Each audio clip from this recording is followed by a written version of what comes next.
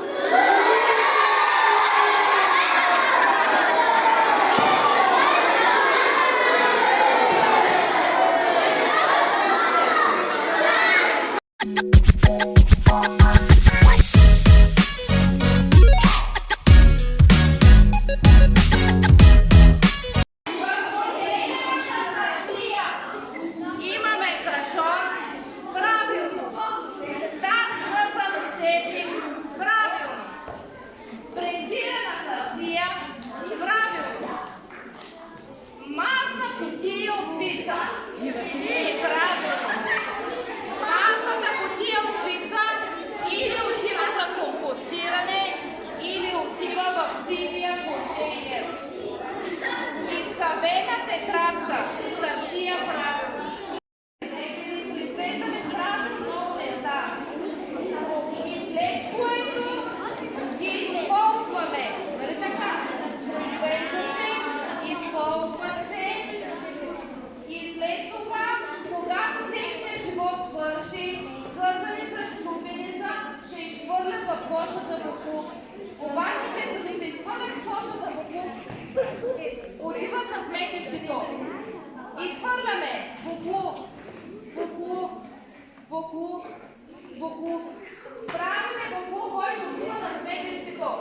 И сега ще ви представим правилния модел за рециклиране и опазване на околната среда, който пази нашата природа чиста.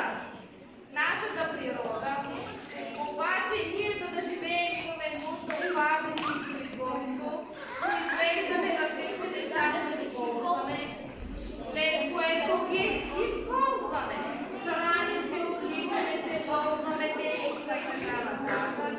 Но после се съобразяваме и знаем кой отпадък къде да изхвърлим в коша за рециклиране. След което различните материали се рециклират, отиват в заводи, където стават на малки части и от тях се произвеждат нови продукти.